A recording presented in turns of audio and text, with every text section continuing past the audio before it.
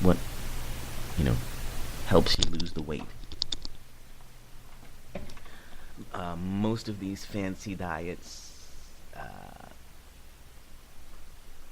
well, they may work for a while, but you want to have habits, regular eating habits that you can live with, that assist in either losing weight or help you not put any more on. I think it's all about finding healthier ways to do things rather than enrolling in some program and trying to change your entire way of thinking about things overnight. That's where I think people fail, because that's a very hard thing to do. If you notice changes in the way you see things, think about things, they happen gradually. Just as we were talking about how, you can't imagine life without the internet or life without email, but when those things first came around, they gradually became part of your new way of life. Many didn't embrace these technologies for quite some time. I tended to be an early adapter of some of it, but it took a while for me to be able to mostly to have access to equipment to do these things, and to kind of embrace them as something positive rather than a new confusing element of life. So that's my feeling anyway. Now let's talk about how we might change what we eat or the kinds of foods we eat and still enjoy them. And let's particularly talk about the bad boy of foods, fast food.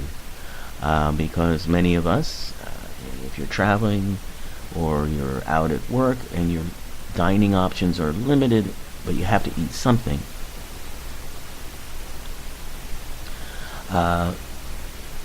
maybe fast food is all there is.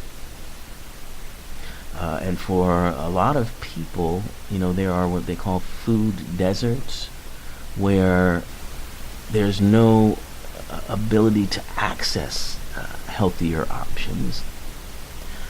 All that's around are fast food restaurants and small mini marts and things of that nature that don't offer a lot of organic type stuff, or even many fruits or vegetables. Unfortunately, a lot of these are in lower income neighborhoods too. But in any case, wherever you find, if you find yourself in a situation where you need to do that, to eat, first thing to focus on are the portions.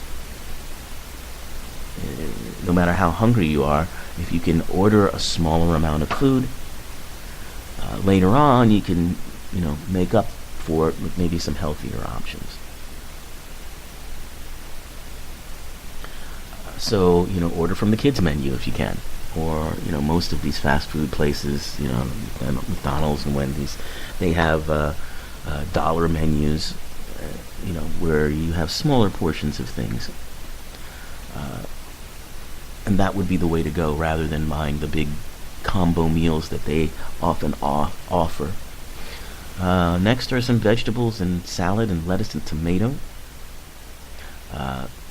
Ask for extra if they'll allow that. Go for a salad, but if you get the salad, don't get the dressing, because that's where the fats are.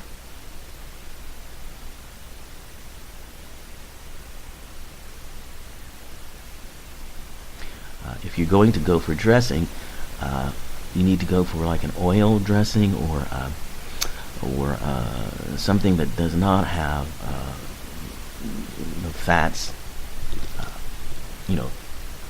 Russian dressing or French dressing, or any of those things are going to add tons of calories. If you're eating a sandwich, a lot of these places now offer bun-free versions of their meals.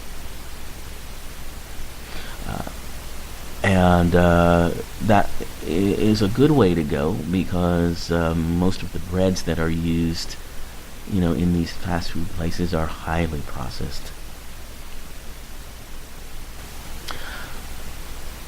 And check out the nutritional content. Most of the restaurants have them, but you can ask for them. And these days, there are grocery stores. A lot of the grocery chains now are making certain foods available. Sometimes they have meals themselves that they've created that are around the same cost as some of these fast food places, but may offer better or healthier choices. Or you can just go in and pick up things like cheeses and nuts, or anything that you like to eat that stays in your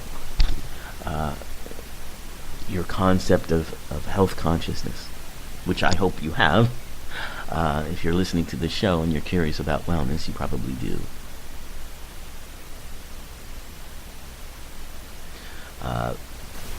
Additionally, try not to do the deep fried thing. I know sometimes the French fries are hard to resist, or fried chicken is so tasty, but they have altered fats that really are detrimental to the body and cause inflammation in the body. And when inflammation happens, that's when illness and pain happens. Definitely skip the soda. It's unnecessary calories, way too much sugar. Any one of these restaurants, you can ask for a cup and just get plain old water.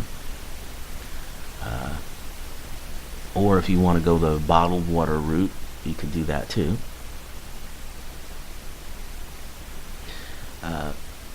Try to avoid desserts if you can, because you're going to be downing enough calories as it is. You don't need that extra hit of sugar. And again, as I've said, watch out for mayonnaise and salad dressings and tartar sauces. If you can get mustard or vinegar or salsa available, those are the things to go for. You might want to stay away from the cheese too if you can. Most fast food restaurants don't even use real cheese. You're eating some sort of processed Frankenstein version of cheese that maybe you don't want to have in your system.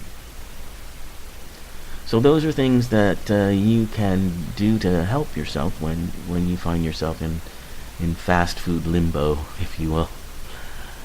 And then finally, the last tip for our wellness is